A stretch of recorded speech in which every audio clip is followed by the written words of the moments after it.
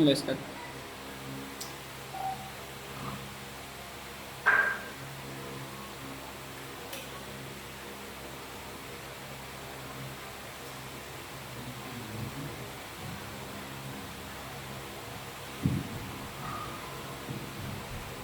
أعوذ بالله من الشيطان الرجيم. بسم الله الرحمن الرحيم. الحمد لله والصلاة والسلام على رسول الله وعلى آله وصحبه ومن والاه وبعد. السلام عليكم ورحمة الله تعالى وبركاته. Mga kapatid, mga magulang sa Islam, una sa lahat, ang lahat ng papuri, pasasalamat ay dahil kay Allah subhanahu wa ta'ala lamang, ang nag-iisang tagapaglikha. At sino man ang gabayan ni Allah subhanahu wa ta'ala sa tuwid na landas ay wala nang makapagliligaw sa kanya. Sino man ang bigyan ni Allah subhanahu wa ta'ala ng kaalaman ay tunay na walang makapagpapigil nito. Sino man ang bigyan ni Allah subhanahu wa ta'ala ng maraming biyaya, tunay na walang makapagpapigil nito. At kung sino man ang paabutin ni Allah subhanahu wa ta'ala sa buwan ng Ramadan ay tunay na walang makapagpapigil nito maliban ang Allah subhanahu wa ta'ala lamang. At kung sino man ang iligaw ni Allah subhanahu wa ta'ala, tunay na walang makapaggagabay sa kanya maliban ng Allah. Sino man ang pagkaitan ni Allah subhanahu wa ta'ala ng kaalaman patungkol sa religyong Islam, hindi niya bigyan ng kaalaman patungkol sa religyong Islam, ay tunay na walang makapagbibigay sa kanya na kahit sino pa man. Sino man ang hindi bigyan ni Allah subhanahu wa ta'ala ng maraming biyaya, tunay na walang makapagbibigay sa kanya ng maraming biyaya maliban kung ito ay gustuhin ni Allah subhanahu wa ta'ala. Mga kapatid, mga magulang sa reliyong Islam, alhamdulillah, tayo ay pinili ni Allah subhanahu wa ta'ala na makaabot sa buwan ng Ramadan. Tayo ay pinili ni Allah subhanahu wa ta'ala na makapag-fasting sa buwan ng Ramadan na ito at makapagsagawa ng iba't ibang klase ng ibada o pagsamba kay Allah subhanahu wa ta'ala. At insyaAllah subhanahu wa ta'ala, hilingin natin kay Allah subhanahu wa ta'ala na tayo ay bigyan niya or ipabilang niya sa mga taong hindi niya pinagkaitan ng kabutihan dito sa buwan ng Ramadan. Dahil meron mga tao, mga kapatid, na lalabas na lang sila sa buwan ng Ramadan na wala silang nakuhang gantimpala. Sa hadith ni Propeta Muhammad, man haruma khairaha faqad harum.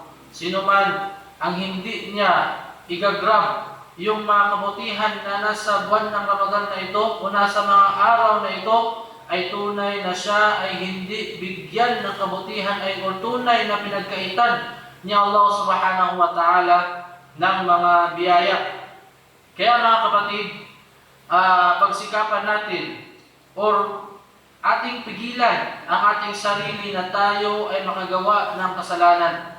Dahil ito ay kabilang kahit na ikaw ay hindi kumain at hindi uminom sa buwan ng Ramadan, ay ito ay kabilang sa mga makakasira ng ating pagfasting. Ang paggawa ng mga kasamaan, ang pakikinig sa mga masasama, ang panunood ng mga masasamang mga bagay. Dahil ito ay kabilang sa mga, kumbaga,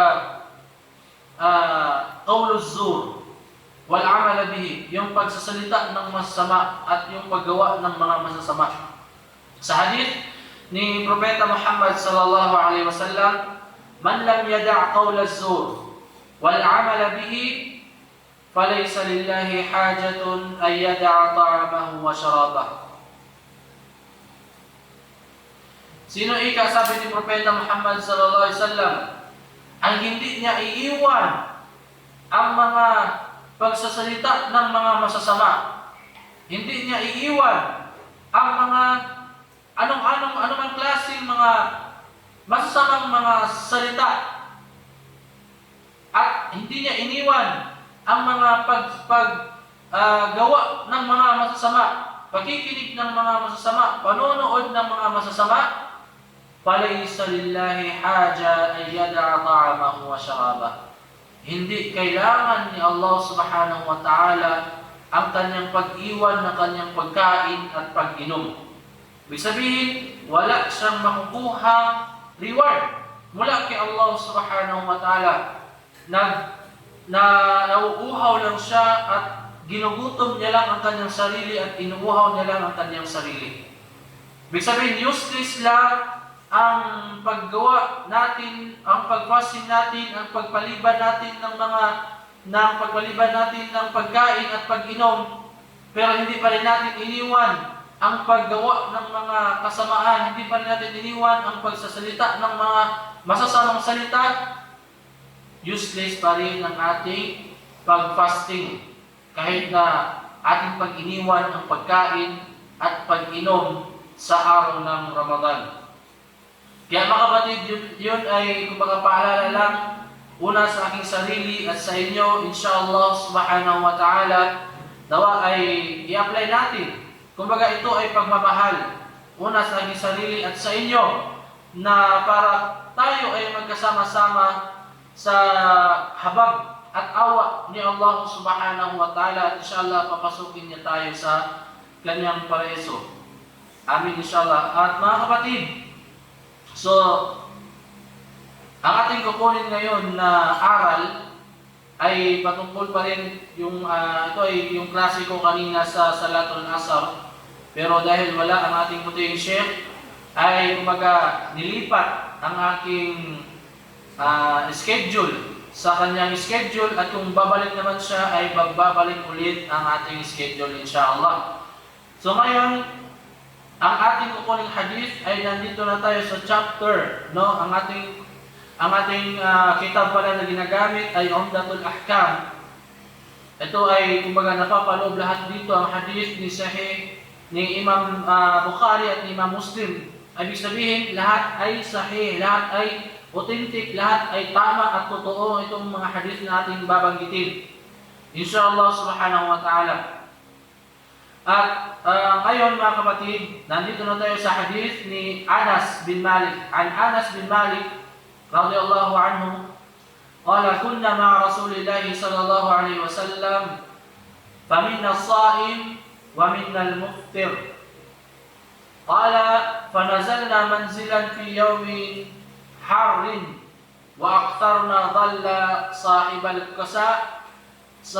kisa wa minna may yattaqi syamsa biyadihi. Qala fasaqata as-suwamu wa qama al-muftirun fadarabu al-abniyah wa saqur rukkab. Faqala Rasulullah sallallahu alaihi wasallam, dhahaba al-muftiruna al-yawma bil ajr. Ito ay hadith mula kay Anas bin Malik radhiyallahu anhu. Siya ay nawa ay kalugdan ni Allah subhanahu wa ta'ala. Kanyang sinabi, kasama namin si Propeta Muhammad sallallahu alaihi wasallam, ibig sabihin sa biyahe. Kasama namin siya sa biyahe. Faminna as-sa'im wa minna al-muftir. Meron sa amin na nagpapasting kahit na bumabiyahe kami. At meron din sa amin na hindi fasting. Hindi fasting. Dahil sa mga naunang hadith natin nabanggit, sinabi ni Propeta Muhammad, in shi'ta fasum wa in shi'ta fa'aftir. Kung gusto mong mag-fasting sa travel, pwede. Gawin mo. At pwede rin na i-break mo yung fasting mo. Kahit na buwan ng Ramadan, na ikaw ay nagta-travel, pwede mong i-break ang iyong fasting at hindi ka magkakasala doon ni Allah subhanahu wa ta'ala, dahil yun ay kumbaga ruksa min Allah, permit mula kay Allah subhanahu wa ta'ala. Kaya sa ibang riwaya sinabi ni Propeta Muhammad, kunin nyo ang permit na ito, kunin nyo ang permit na ito na rakasallahu lakum, kumbaga binigay sa inyo ni Allah subhanahu wa ta'ala. So ngayon sa hadith na ito, nung sila ay nagbabiyahe, meron sa kanilang hindi nagpa-fasting at meron sa kanila na nagfasting, at sila ay kumbaga naabutan ng sobrang init. sila ay nabutan ng sobrang init at sila ay tumigil muna sa kanilang pagbiyahe, at yung iba naman ay gumawa ng khayma, gumawa ng tent, at doon nagpasilong. At yung iba naman na hindi kumasya sa kanilang tent ay kumbaga kanya-kanya na lang ang kanilang ginawa para kumbaga itago nila ang kanilang sarili mula sa sikat ng araw, sa sobrang init ng araw. Ngayon, yung mga nagfasting, sila ay bumagsak sa sobrang init. Sila ay sila ay nanghina. Hindi sila nakagawa ng mga bagay-bagay upang hindi sila tumulong sa mga gawain. Kumbaga sila ay bumagsak. Hindi sila tumulong ng pagtayo ng khayma, hindi sila tumulong ng pagtayo ng kumbaga mga pag-inom sa mga rukab, sa mga hayop at sa mga tao. Hindi nila ginawa o hindi sila nakagawa ng mga gawain nila sa panahon na iyon. At sinabi ni Propeta Muhammad sallallahu alaihi wasallam, "Dhahaba al-muftiruna al-yawma bil ajr." Dhahaba al-muftiruna al-yawma bil ajr. Kaya sinabi ni Propeta Muhammad sallallahu alaihi wasallam na sa araw na ito, yung mga hindi fasting ay nakakuha ng reward. Yung mga hindi nag-fasting sa araw na ito, sa biyahe nila, ay nakakuha ng reward. At kumbaga nalugi yung mga nag-fasting. Hindi nila nakuha yung reward na dapat ay makukuha nila sa oras na yun sa pagtulong sa mga gawain, sa pagpainom sa mga hayop nila, sa pagpatulong sa mga mahihina sa kanila. Hindi nila nagawa yun kasi fasting sila at kabilang sila sa mga humina at kabilang sila sa mga nanghihina na kasamahan ni Propeta Muhammad sallallahu alaihi wasallam. Kaya mga kapatid, ano yung makukuha natin na lesson dito sa hadith nating makukuha, sa hadith nating nakuha, no? Ang lesson nating makukuha dito ay kumbaga kung ano yung ipinadali sa iyo ni Allah subhanahu wa ta'ala, kunin mo dahil merong hikmah dito. Dahil merong wisdom na inilagay ang Allah subhanahu wa ta'ala sa iyo dito. Malay natin na sa pagbiyahe natin, tayo ay fasting, mangyari sa atin kung ano ang nangyari sa kanila.